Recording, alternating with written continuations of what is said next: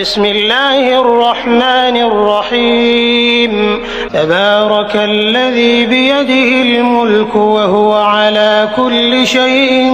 قدير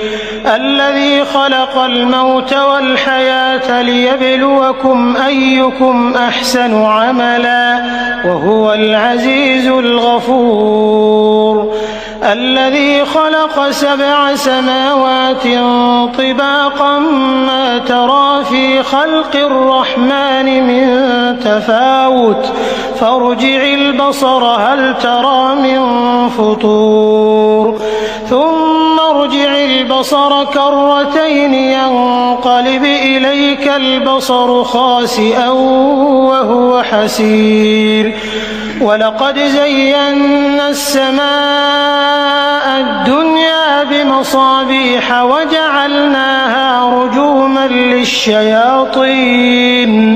وأعتدنا لهم عذاب السعير وللذين كفروا بربهم عذاب جهنم وبئس المصير إذا ألقوا فيها سمعوا لها شهيقا وهي تفور تكاد تميز من الغيظ كلما ألقي فيها فوج سألهم خزنتها ألم يأتكم نذير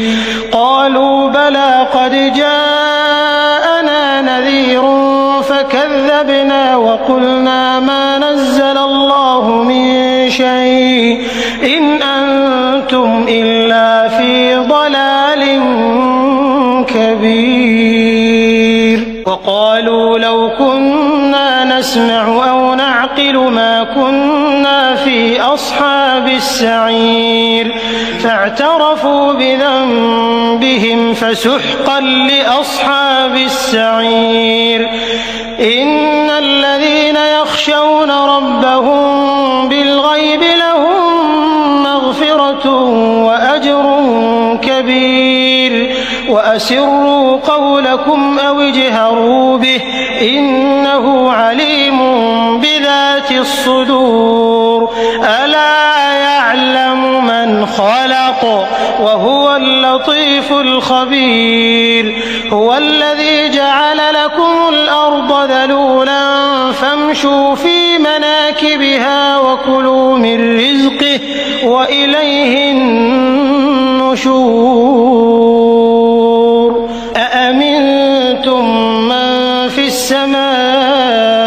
أن يخسف بكم الأرض فإذا هي تمور أم أمنتم من في السماء أن يرسل عليكم حاصبا فستعلمون كيف نذير ولقد كذب الذين من قبلهم فكيف كان نكير أولم يروا إلى الطير فوقهم صافات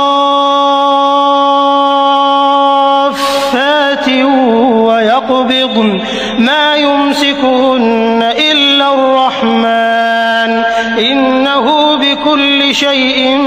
بصير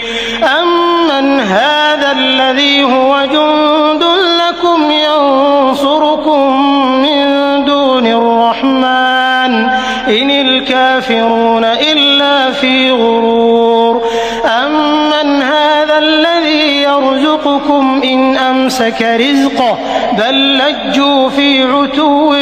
ونفور أفمن يمشي مكبا على وجهه أهدى أمن يمشي سويا على صراط مستقيم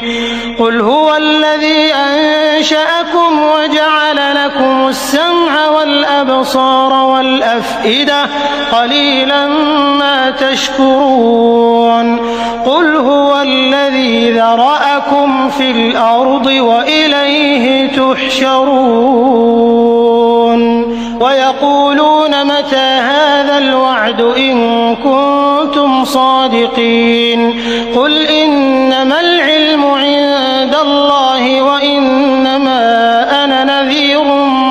مبين فلما رأوه زلفة